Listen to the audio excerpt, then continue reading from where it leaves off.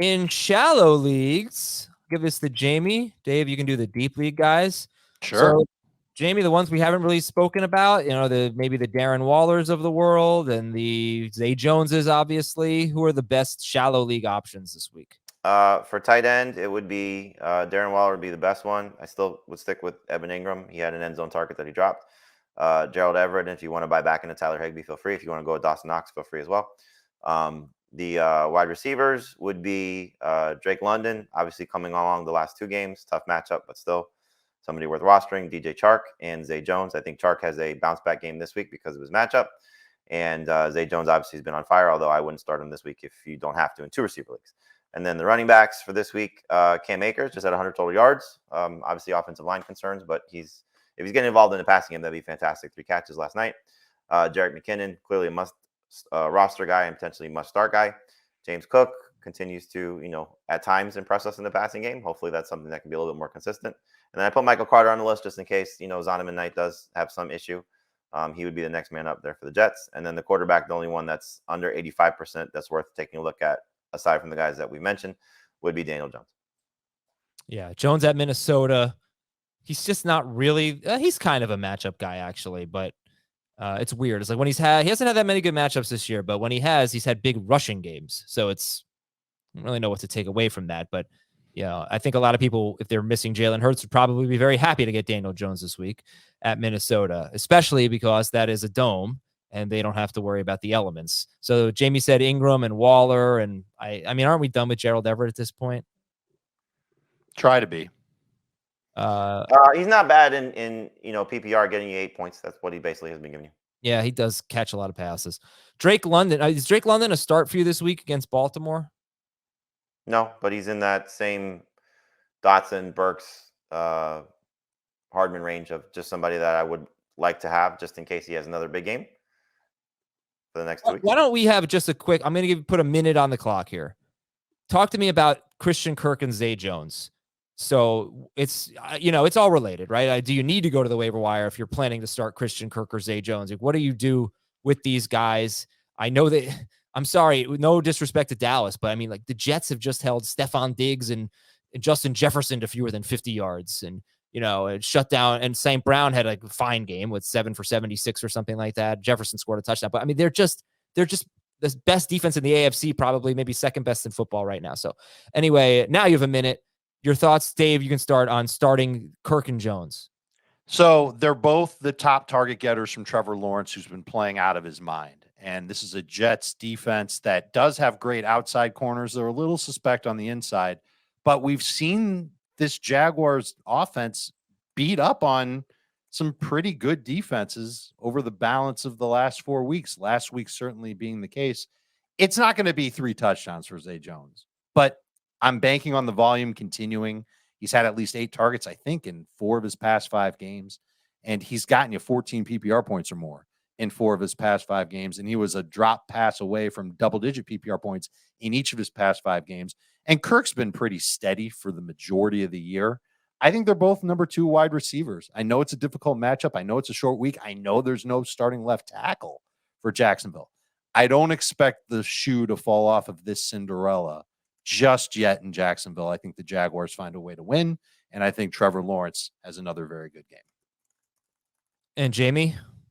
I think Kirk is the safest one. You mentioned it. St. Brown, I think you'll see somewhat similar numbers like that. Kirk probably 6 for 70, 6 for 80, that type of range for him. I think Zay Jones struggles. I think it's going to be the boundary corners for the Jets, led by Sauce Gardner, who's having an unbelievable rookie season, is going to make things tough on Zay Jones. And as we've seen from the Jaguars, you go back to the Ravens game, throwing away from Marlon Humphrey, which is why Zay Jones had a big game in that one. Throwing to the tight end, what was it, 2 games ago when Evan Ingram just went nuts?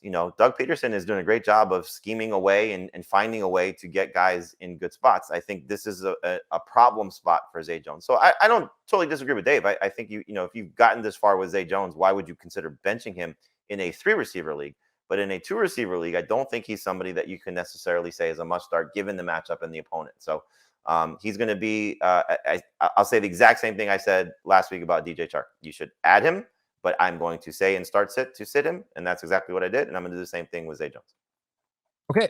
So it was London, Zay Jones, and DJ Chark as the ads, although we don't love them. I like Chark better than Zay Jones this week. Okay. Cam Akers, Jerick McKinnon, James Cook, Michael Carter is the shallow league running backs. Daniel Jones, the shallow league quarterback. Dave, none of these guys are available in my leagues. Who are the deep league players to add? We talked about Minshew at quarterback, and Zach Wilson's out there too. They're both available in over 80% of leagues. If they're somehow both gone, and you don't want to take the chance with Andy Dalton, this is going to be gross, but you could start Davis Mills. He's at least 90% available, 22 fantasy points last week. He does take on the Titans this week. Their secondary is still bad. I don't care what what Justin Herbert's numbers look like against them last Sunday. Running back, Zach Moss, Deion Jackson, those guys are available in a ton of leagues. I guess the next two that are widely available at running back are Jordan Mason and Marlon Mack. They're both over 70%. Wouldn't want to start them.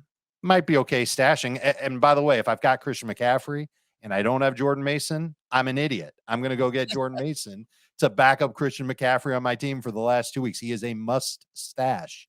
At wide receiver, the interesting thing about the receivers that we've talked about so far, Dotson, Hardman, Treylon Burks, they're all available in under 70% of leagues. And there are a lot of wide receivers that are available in 90+% that I think can come through for fantasy managers. If you're really in a pinch, maybe you're in a 3-receiver triple flex league and you need one of these guys, look for Noah Brown, who's had at least 12 PPR points in each of his past 2 games. He's been mixing in and out of the slot with CeeDee Lamb. Look for Russell Gage, who had 2 touchdowns somehow last week and got lucky with a touchdown the week before, but 12 targets last week in that Tampa offense. Rashid Shaheed is another Johnny-come-lately in that Saints passing game. He's had at least 11 PPR points in each of his past 2 games.